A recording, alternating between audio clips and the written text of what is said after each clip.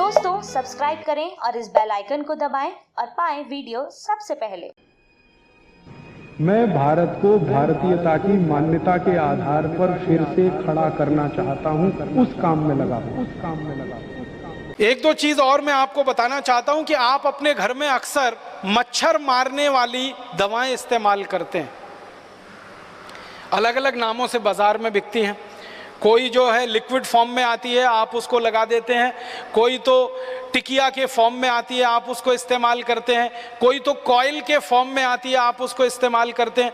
Coil के रूप में मच्छर मारने वाली कोई भी दवा इस्तेमाल करें, टिकिया के रूप में इस्तेमाल करें या लिक्विड के रूप में इस्तेमाल करें, उनमें जो इस्तेमाल होने वाला केमिकल है वो डी एथिलीन है, वो मेल्फोक्विन है और वो फॉस्फीन है। ये तीन खतरनाक केमिकल हैं जो इस्तेमाल होते हैं और ये तीनों केमिकल यूरोप और अमेरिका के 56 देशों में बंद है और 20 साल से बंद है।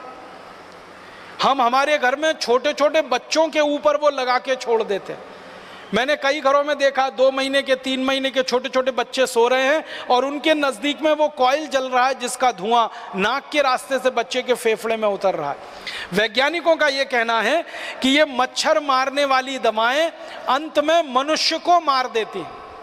कई बार क्या होता है, मच्छर तो इनसे मरते नहीं है, मनुष्य मर जाते हैं जिनके लिए ये दवाएं इस्तेमाल हो रही हैं। और ज़्यादातर इन दवाओं का व्यापार, डी एथिलीन का व्यापार, फॉस्फीन का व्यापार हिंदुस्तान में विदेशी कंपनियों के कंट्रोल में है और वो अंधाधुंध केमिकल इंपोर्ट करके लाके बेच रहे हैं और भारत की कुछ स्वदेशी कंपनियां भी बनाकर उनको बेच रही हैं। तो आप जरा सोचिए, आपकी सुरक्षा के लिए, आत्मरक्षा के लिए आप कम से कम ये चीज़ें इस्तेमाल करना बंद करिए। फिर आप बोलेंगे मच्छर तो हैं, उनका तो क्या उपाय है? सबसे अच्छा उपाय है मच्छरदानी लगा के सोइए। स्वदेशी है, सस्ती है, क्वालिटी में अच्छी है, सारे देश में उत्तर से दक्षिण पूरब से पश्चिम मिलती है और कोई साइड इफ़ेक्ट नहीं है, कोई एक्सपायरी डेट नहीं है। एक बार खरीदी तो 20-25 साल चलेगी और तरह तरह की मच्छरदानियां आने लगी हैं।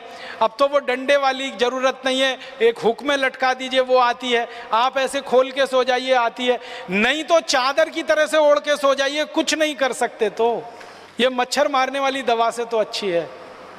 मच्छर मारने वाली दवाएं खरीदें, विदेशी कंपनियों को मुनाफा दें, उससे अच्छी अपनी मच्छरदानी है।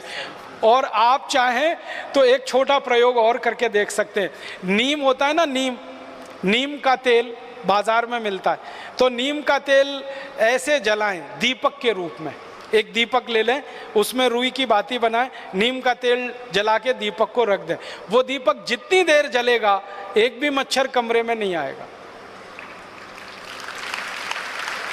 इतना सस्ता और सरल उपाय।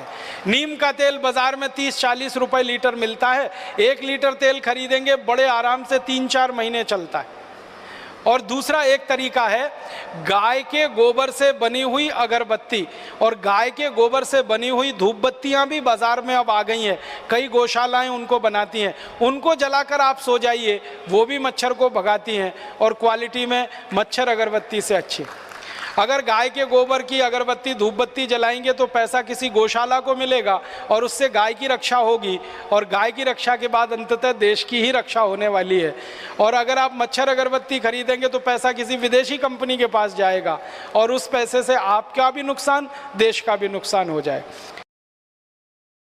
दोस्तों सबसे पहले तो चैनल सब्सक्राइब करें, फिर लाइक, कमेंट और शेयर करें और हाँ, हमारा एंड्रॉयड ऐप डाउनलोड करना ना भूलें।